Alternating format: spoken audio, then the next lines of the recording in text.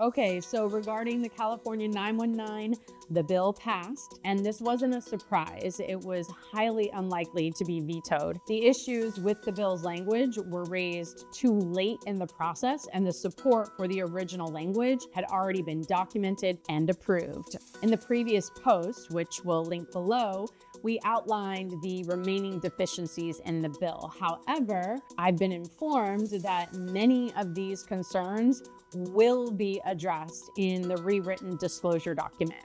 It seems that we have come into alignment with the bill's authors on these issues. One major issue was the requirement to report on the previous year's data instead of the current year, and that seems likely to be changed. Now, this was a significant issue when we began, and though we lacked support for it initially, it does appear that now this change is forthcoming. While it hasn't been implemented yet in the language, the willingness and agreement to address it gives us hope that the situation will be much more workable in the future. Additionally, it seems that they are willing to clean up the language to clarify the roles of the FSO and franchise brokers. Now, if you reviewed the opposition statement, it's linked in the comments below. There are items 1, 2, 3, and 5.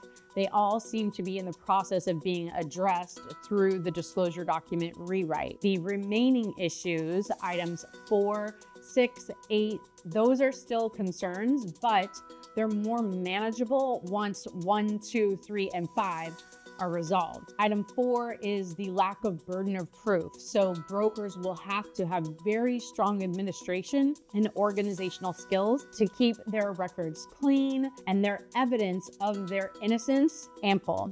Item 6 is the insurance requirement, which is not currently set and will take some time to be reviewed. And the regulators have commented that there will be a process where they gather feedback from the affected parties before setting what those numbers are. Items 7 and 9 remain, but the bill is more manageable if those changes are in fact made that we mentioned earlier. It's just easier to comply with, so more people are likely to do it. Now, reflecting on this whole experience, the reality is the bill's language is significantly better than where we started back in July.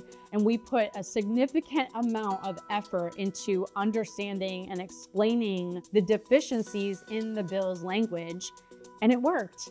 You know, this progress was a collective effort of literally hundreds of people who all played important roles in the outcome. When I received the news that we are now in alignment with many of these remaining items, I just felt this immense sense of pure gratitude. And I just want to take a moment to thank everyone who participated.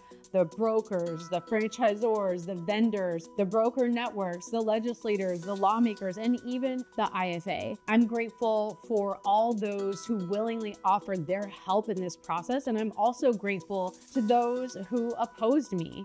And that might seem a little strange, but I do appreciate them too. It wasn't easy to get to that place of gratitude for this process. It required a lot of internal effort to just release the hurt of the experience and to find peace. And honestly, I'm not even fully there yet, but I'm getting closer every day to a place where I can hold every individual in support, respect, and care. It's becoming stronger every day, and eventually I'll feel only respect and care as I continue to let go of the negative charge. You see, it's easy to be grateful for those you like, but it's much harder to appreciate those who play the antagonist in your story.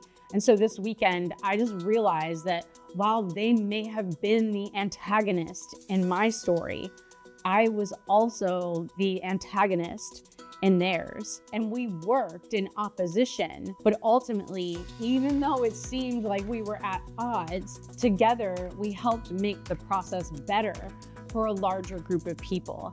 The idea of an antagonist is just a role in a story. It's not who they truly are, and it's not who I truly am either. We all get to play roles of victims and villains in different situations of our lives, but we are beyond those roles, and we can recognize the deeper essence of who we are and who others are as well. And that is where your true strength lies. So what's next? Well, we're working on our language of the disclosure document, and we'll submit our version in conjunction with other stakeholders who are submitting their versions. Now, the consistency of the request being in alignment is showing agreement for what we're trying to do in the industry, and that's a good thing for all. So I just want to thank everyone for your part. If you want to review or discuss the version of the disclosure document we create,